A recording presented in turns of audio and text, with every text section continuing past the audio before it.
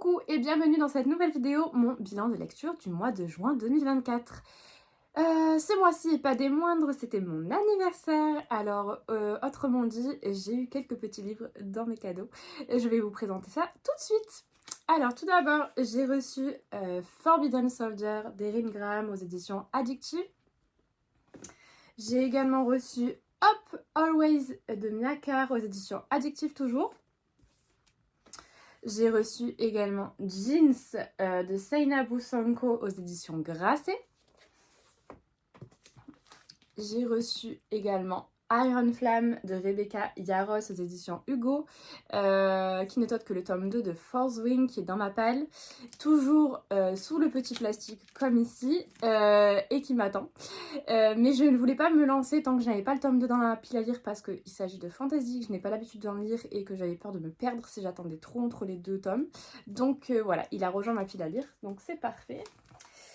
Et ensuite, La Malnata de Beatricia Vioni aux éditions Albin Michel.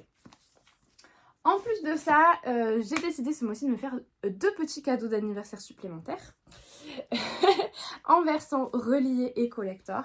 Et il s'agit de Divine je vais essayer de vous enlever le machin. Divine Rivalité de Rebecca Ross aux éditions de Saxus, dans leur, du coup, sa belle version. Et ensuite, 1000 baisers pour un garçon de Tilly Cole aux éditions Hachette, toujours dans sa version collector. Voilà pour mes petits cadeaux que je me suis fait à moi-même. Et ce mois-ci, je me suis également fait un petit achat sur Vinted qui n'est autre que La fille qui s'échappe à d'Auschwitz d'Ellie Midwood aux éditions Faubourg Marigny. J'ai le tome 1, enfin c'est pas vraiment des tomes parce que je pense qu'il me semble qu'ils peuvent se lire indépendamment, mais le premier livre de l'autrice c'était La violoniste d'Auschwitz qui est dans ma pile à lire dans la version Faubourg Marigny. Ils sont disponibles en poche, il me semble, ces deux-là.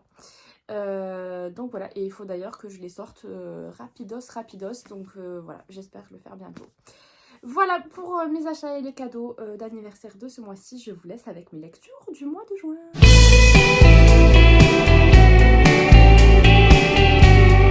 Alors, pour commencer ce mois de juin, j'ai lu Noblesse oblige de Maïwenn Alix aux éditions Slalom. Je vous lis le résumé. Qui seront les heureux élus? La révolution de 1789 n'ayant pas abouti, la France est dirigée par le roi Louis XXI. La monarchie autoritaire s'assure néanmoins le soutien du peuple en mettant en scène son faste et sa cour dans des émissions de télé-réalité. Noblesse oblige est la plus regardée d'entre elles. On y suit chaque année une poignée de jeunes roturières élues à qui l'on offre la chance de rencontrer de grands héritiers et de faire un mariage avantageux. Gabrielle, secrètement anti-royaliste, apprend qu'elle fait partie des candidates. C'est l'occasion rêvée d'infiltrer la monarchie et de dénoncer ce qui se cache sous le vernis de la cour. Or, ce qu'elle va découvrir dépasse de loin tout ce qu'elle pouvait imaginer. Alors, il faut savoir que ce livre me faisait de l'œil bien avant sa sortie. C'est-à-dire qu'en fait, sur les réseaux, il l'avait présenté entre la couverture, l'objet livre qui est magnifique, et le résumé hyper tentant. Il me tentait de fou et donc je l'avais enregistré dans mes favoris pour penser, attention, l'année prochaine il sort, procure-toi-le. Puis finalement, à sa sortie, je me suis dit, attends, on va attendre un peu, parce que j'avais peur que ça soit trop young adulte et de passer à côté. Donc je savais pas trop si ça allait me plaire ou pas. En tout cas, ça m'intriguait énormément et j'avais vraiment envie de me lancer. Et du coup, j'ai attendu qu'il y ait un peu des avis d'autres lectrices sur les réseaux et apparemment, il avait l'air génial. Donc j'ai dit, allez, vas-y, hop, de toute façon, depuis le début, tu le veux. Donc on se le procure, on le lit et on verra bien ce que ça donne. Sans aucun regret. C'est une uchronie hyper addictive et très immersive qui m'a tenue en haleine jusqu'au bout, jusqu'à la dernière page. La tension, elle monte au fur et à mesure, elle est même presque insoutenable vers la fin. J'ai cru que mon cœur il allait exploser tellement c'était hard.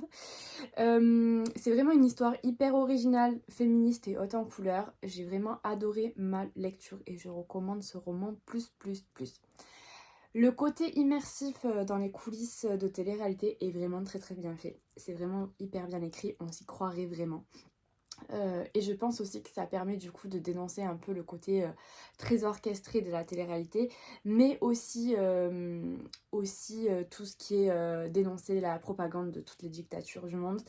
Et c'est vraiment ça glace le sang, ça fait vraiment froid dans le dos, c'est tellement bien reconstruit qu'on s'y croirait, et voilà. Alors par contre, j'ai un petit par contre, j'ai adoré ma lecture, ça n'a rien à voir avec ça. Je suggérerais moi cette lecture à un public averti et j'aurais mis des trainer warnings vachement plus lisibles que ça. Alors ils y sont, hein. Voilà, ils sont là. Mais je trouve pas ça très marquant, très lisible. Moi personnellement, c'est pas la page où je fais le plus attention. Donc moi, je ajouterais vraiment des trainer warnings plus sur ce roman parce que je trouve qu'il en manque, c'est pas assez visible. Et personnellement, je ne donnerais pas, je mettrais pas ce livre-là dans les mains de jeunes adolescents ou de jeunes adolescentes, étant donné qu'il y a énormément de scènes, des scènes de torture, de viol, d'agression sexuelle, de violence, toutes confondues. Vraiment, il est violent.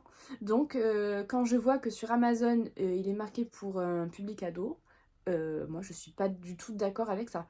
Vraiment, je le dément totalement. Je suis vraiment pas d'accord avec ça. Mais hormis ça, hormis le fait que du coup pour moi il manque des trainer warnings et tout ça, vraiment c'est une excellente lecture, je me suis régalée, j'ai vraiment passé un super moment de lecture avec ça, ça change totalement de ce que j'ai pu lire habituellement.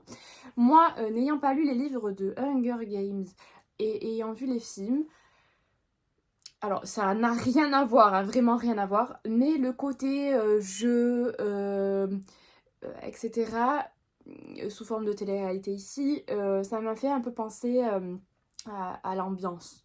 Pas l'univers et tout, parce que ça n'a rien à voir, hein, clairement, mais voilà, ça m'a un peu fait penser à ça. Donc pour ceux qui ont aimé, il n'y a pas de raison que vous n'aimiez pas celui-ci. Non, vraiment, vraiment, allez-y. D'autant plus que le livre, il est vraiment magnifique, comme j'ai dit tout à l'heure. Les résumés, et voilà. Et vraiment, il y a des choses... Je m'attendais à des choses un peu dures et tout ça.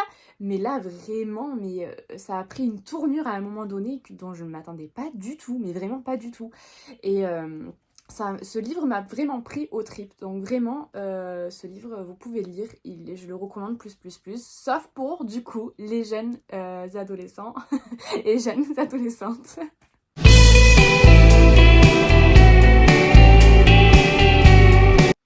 Ensuite, j'ai lu Et que chacun se mette à chanter de Jessica Zimmerman aux éditions Nami. Et on en parle de cette jolie couverture qui m'a fait absolument craquer pour ce roman. Je vous lis tout de suite le résumé. Éternelle amoureuse de chanteur aujourd'hui décédé, Eliette n'a toujours été que la fille de ses parents, sans jamais construire sa propre vie. À 73 ans, alors que ses parents ont depuis longtemps rejoint les idoles de sa jeunesse, les fantômes de John Lennon, d'Elvis, de Clo-Clo et de Mike Brandt sont ses seuls confidents. Jusqu'au jour où elle tombe sur une publicité pour des séances de karaoké thérapie. Dans la salle de karaoké, à la décoration insolite d'un restaurant chinois, Eliette rencontre Elisa, Vincent, Pierre et leur mystérieuse, coach Valérie Anne. Ils n'ont rien en commun si ce n'est leur amour pour la musique et leur besoin viscéral d'être écoutés, mais peut-être trouveront-ils dans cette aventure les oreilles attentives dont ils ont besoin pour faire redémarrer leur vie. Porté par des personnages inoubliables et décalés, un roman réconfortant sur le pouvoir thérapeutique de la musique et du chant. Alors, pour ma part, ce n'a pas été un coup de cœur pour moi, mais vraiment, c'est un roman, en fait, tranche de vie que j'ai vraiment beaucoup aimé. C'est un livre dans lequel on se sent terriblement bien. C'est un petit bonbon apaisant, en fait, qui nous fait swinguer et chanter jusqu'au bout de la nuit. C'est le cas de le dire. En plus... dans les pages, on va dire qu'à chaque fois qu'on a une séance de karaoké, on a des petites paroles de chansons et ça, je trouve ça trop chouette. Et puis comme vous pouvez le voir, il est assez épais, mais les éditions Nami, c'est vraiment très aéré à l'intérieur, donc ça se lit vraiment très vite. Voilà. Et puis au final, pour en revenir à l'histoire, qui aurait cru que ces quelques petites personnes complètement différentes sur bien des aspects, que ce soit la personnalité, le caractère, etc., allaient devenir amies et faire énormément de grandes choses ensemble, on l'aurait pas cru et pourtant dans cette histoire c'est le cas et c'est ce qui rend la chose encore plus belle, je dirais. C'est une belle histoire qui nous réchauffe le cœur et les oreilles tout simplement. C'est une ode à la résilience, à la renaissance et puis puis en fait à l'amitié et à l'amour tout simplement, et c'est ce qui rend le truc encore plus beau. Donc voilà, moi j'ai passé un très très bon moment. Si vous recherchez une lecture apaisante où on se sent bien, euh, voilà, je trouve que après une lecture un peu plus dure, etc., avec des scènes un peu plus violentes, c'est vraiment le moment de le sortir de sa pile à lire. En plus, comme je vous l'avais dit, cette couverture m'a complètement fait craquer. Et la plume de l'autrice est vraiment très belle. J'ai bien accroché. Voilà, donc un petit karaoké thérapie qui est partant. Je vous attends.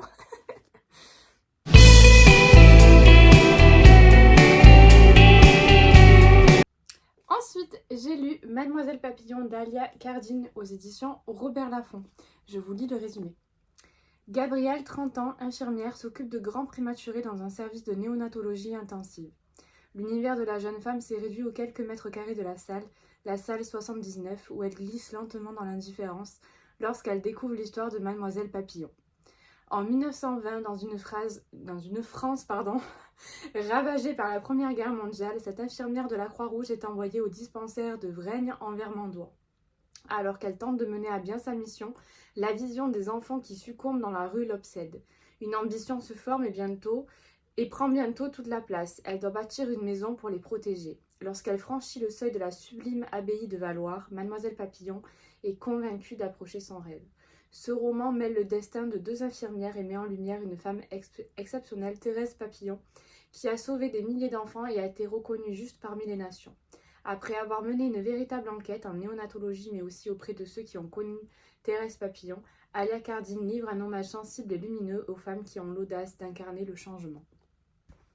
Alors je suis très très contente de retrouver la plume d'Alia Cardine, parce que je l'avais découvert l'année dernière. Il me semble que c'était en août l'année dernière. J'avais lu Une vie à t'attendre, qui est un de ses premiers romans, voire le premier il me semble, d'Alia Cardine. J'avais beaucoup aimé la plume. Alors j'avais pas eu de coup de cœur pour ce roman, mais voilà, j'avais beaucoup aimé sa plume qui est très douce, très poétique, très très belle. Et donc je suis vraiment très très contente de la retrouver dans ce livre-là. Ce livre m'avait été offert l'année dernière pour une de mes premières fêtes des mamans. Donc l'année dernière par ma maman à moi. Je le sors tout juste de ma palle. Et wow, je suis vraiment très très contente de retrouver la plume du coup d'Alia Cardine, parce que j'ai eu un énorme coup de cœur pour ce roman. Je pense que pour ceux qui me suivent depuis un petit moment, vous savez que je suis maman d'un petit garçon qui est né avec 3 mois d'avance, donc c'est un grand prématuré. Donc tout ce qui est service de néonatologie et tout ça, je connais par cœur. Et même si j'ai pleuré toutes les larmes de mon corps, clairement, tout le long de ce roman, parce que du coup j'ai revécu plus ou moins les 2 mois que j'ai passé en néonatologie, réanimation, soins intensifs et tout, avec mon fils. Du coup, ça ravive pas mal de souvenirs et tout ça. Il y a des trucs que j'ai vécu et donc voilà. Donc ça a été d'un côté une lecture quand même éprouvante pour moi dans ce sens-là. Mais sur d'autres aspects,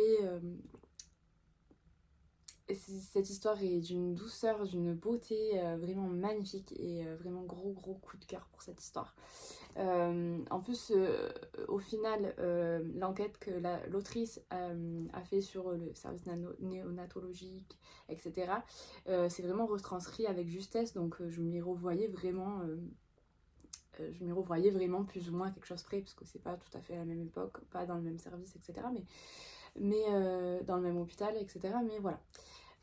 Donc ici, en fait, on navigue entre présent, entre guillemets, et passé. Donc entre, je me rappelle plus son nom, Gabrielle et du coup Mademoiselle Papillon. Donc ces deux personnages féminins au caractère fort qui se laissent pas faire, qui avancent, voilà, qui en veulent. L'une est infirmière dans un soin de néonatologie en soins intensifs, et l'autre est infirmière mais en 1920, et donc elle va créer ce refuge pour les enfants qui sont malnutris parce que c'est l'après-guerre, parce que le peuple meurt de faim, etc. Et pour éviter qu'ils tombent dans la tuberculose, etc. Ce genre de maladie qui, voilà, à l'époque c'était compliqué à soigner, etc. Donc voilà, vraiment, et vous verrez du coup à la fin comment leurs deux destins se recoupent, et c'est vraiment une belle une belle histoire, c'est vraiment un beau dénouement, j'ai adoré ce roman, donc si vous ne connaissez pas encore La Plume de l'Autriche, je vous conseille de commencer par celui-là parce que pour le moment, je n'ai pas lu Archie m'attend dans ma pile à lire et L'Envol, je crois que je n'ai pas dans ma pile à lire, je ne l'ai pas lu. Mais voilà, entre les deux que j'ai pu lire de l'Autriche, si vous voulez la découvrir, commencez par celui-là, je pense, parce que vraiment celui-là, il est vraiment magique, magnifique, et vraiment il n'y a pas d'autre mot, donc voilà, vraiment gros coup de cœur pour ce roman.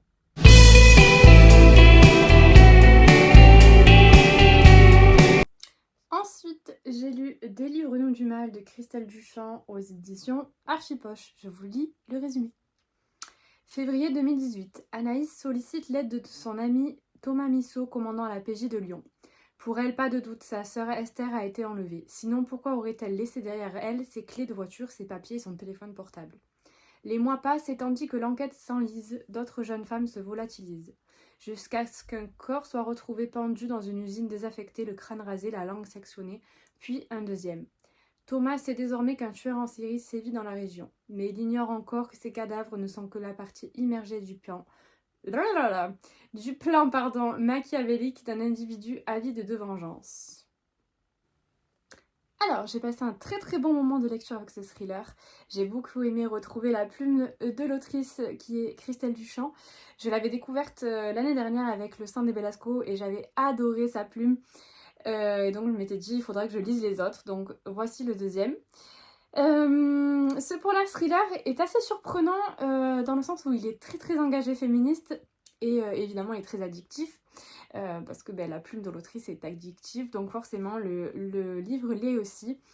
C'est très bien construit, même si je lui préfère quand même Le Sang de Belasco à celui-ci, mais voilà, dans l'ensemble j'ai beaucoup aimé ma lecture. Seulement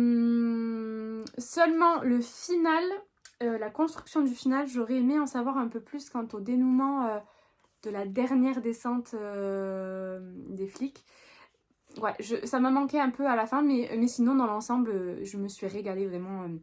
Ce sont des thrillers polars courts, très addictifs, ça se lit vraiment très bien, très vite. C'est très bien construit et la plume est vraiment géniale. Donc, je ne peux que vous recommander cette autrice si vous ne la connaissez pas encore. Allez-y.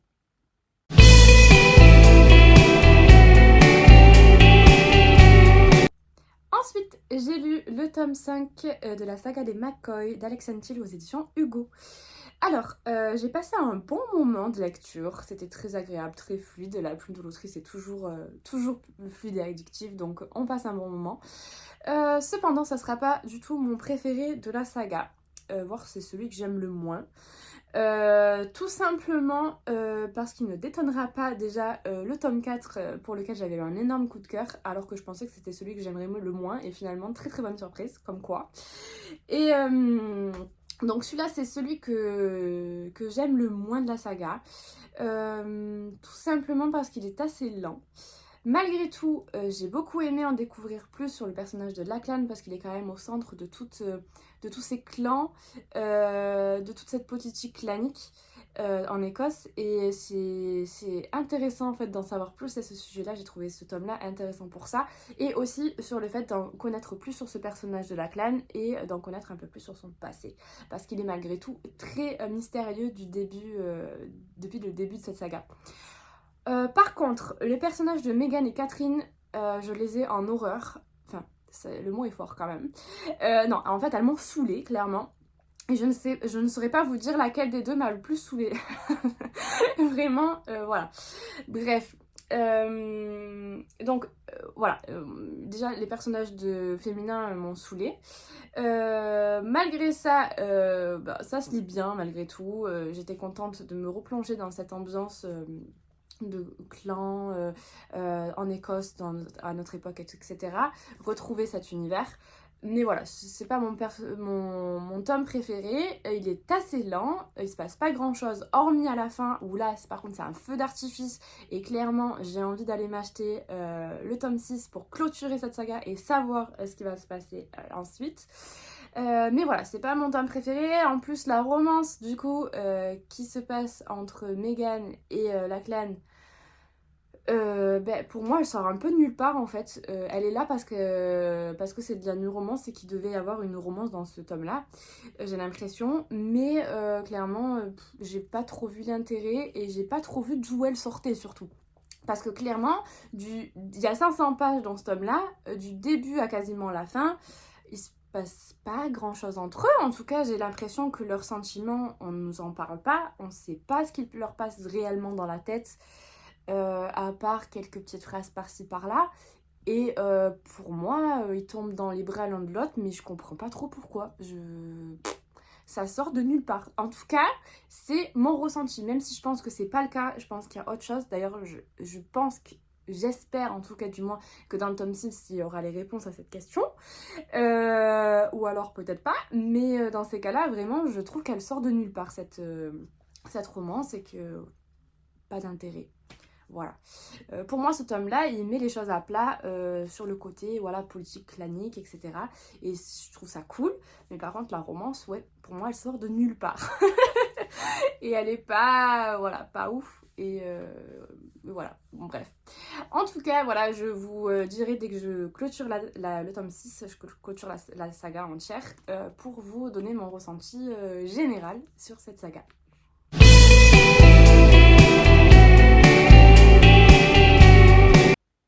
Ensuite, j'ai lu L'énigme de la Stuga de Camilla Greb aux éditions Le Livre de Poche. Je vous lis le résumé.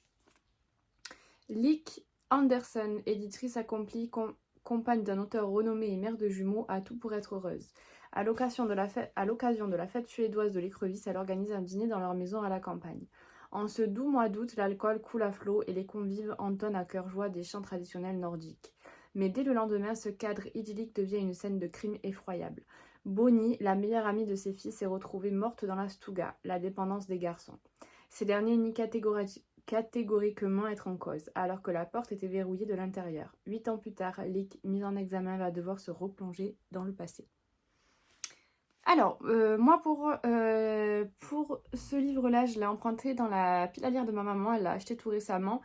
Et pour le mois de juin, il me manquait une lecture pour le challenge Polar au-dessus du monde. J'avais des thrillers et des polars dans ma pile à lire, mais pas d'une origine différente que je n'avais pas déjà lue. Donc là, il s'agit de la Suède. Petit bémol, c'est que apparemment il s'agirait d'un tome 4 de la série de polar thriller nordique de cette autrice. Et personnellement, les précédents ne me faisaient pas spécialement envie. Ma maman l'a acheté en croyant que c'était un one-shot. Et elle l'a lu avant moi. J'ai demandé ce qu'elle en avait pensé avant de me lancer. Parce que moi, j'ai beaucoup de mal avec les polars nordiques. J'aime pas trop les longueurs, la lenteur, etc. Donc voilà. J'avais un peu peur avant de me lancer dedans. Et elle m'a dit que non, elle s'était régalée, qu'elle avait passé un moment, que ça pouvait se lire indépendamment. En tout cas, elle, ça l'a pas gênée. Donc, plutôt que d'en acheter d'autres qui me faisaient pas spécialement envie, je me suis dit, allez, vas-y, je lui emprunte et je me lance. Pour ma part, j'ai passé un bon moment de lecture, mais... oui, parce qu'il y a des mais.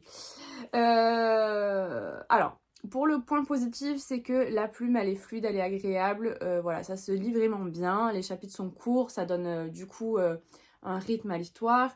D'autant plus qu'on alterne entre présent et passé 8 ans avant, etc. Donc ça donne un rythme au récit qui est vraiment plaisant. Par contre, toute la première partie du roman, sachant que le roman fait un peu plus de 550 pages, donc c'est assez long.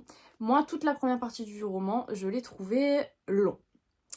Même si ça se lit bien, que c'est fluide, j'avais l'impression qu'on n'avançait pas et qu'on faisait du surplace. Et il se passait pas grand chose en vrai. On piétinait dans l'enquête. Alors, je pense que ma fatigue du moment a joué dans ce sens aussi, c'est fortement possible. Et je pense aussi que c'était peut-être fait exprès pour avoir cette impression de patauger dans la choucroute avec l'équipe de police qui est en charge de l'enquête, qui n'avançait pas non plus. Donc voilà, c'est mon ressenti lors de la lecture de cette première partie, c'était beaucoup trop long à mon goût. À un moment donné, je me suis dit, bon, à un moment, il va falloir que ça bouge parce que là, voilà quoi. La seconde partie, par contre, est beaucoup plus haletante. Ça tient en haleine, il y a du suspense. Mais, pareil, il y a un mais, je me suis doutée du meurtrier beaucoup trop tôt à mon goût. Alors, j'ai passé un bon moment quand même malgré tout et on découvre des détails, donc voilà, ça quand même, c'est quand même chouette. Mais voilà, je me suis doutée du meurtrier un peu trop tôt, en plus je me suis pas trompée, donc voilà. Euh, donc c'est dommage. D'autant plus que pour moi, sur la fin, alors ça n'engage que moi, parce que après je suis pas une professionnelle du genre non plus, mais pour moi, il y a quand même pas mal d'incohérences, pardon, euh, sur... mais en fait, je peux pas vous dire sur de quelle incohérence il s'agit, sinon je vous spoil en fait. Donc voilà. Mais voilà, pour moi, il y a certaines incohérences sur les indices, sur les actes qui se sont passés quand on sait qui est le meurtrier. Pour moi, il y a des choses qui sont pas forcément plausibles, ou alors c'est vraiment tiré par les cheveux. Si vous l'avez lu, n'hésitez pas à me dire et qu'on en discute peut-être ensemble. Je sais pas si vous avez trouvé qu'il y avait des incohérences. En tout cas, moi, ça a été le cas. Ça n'engage que moi. Peut-être que je me trompe. Mais voilà, j'en ai parlé avec ma maman et c'est vrai que, effectivement, après réflexion, on se dit, ouais. Ouais. Je peux pas vous en parler, donc voilà. En tout cas, dans plus ou moins, ça a été une bonne lecture. J'ai passé un bon moment, ça se lit bien, c'est sympa. C'est assez original comme histoire. En plus, ça touche pas mal le monde des maisons d'édition, donc c'est cool. Donc voilà, malgré tout, les incohérences, le fait que ça soit un peu long sur le départ et tout ça, c'est une bonne lecture. Donc si vous cherchez un polar nordique sympathique, voilà, il est tout trouvé. Voilà. Et voilà pour mes lectures du mois de juin. Je vous remercie si vous êtes arrivés jusqu'ici. J'espère que vous avez trouvé de nouvelles suggestions de lecture. Et je vous dis au mois prochain.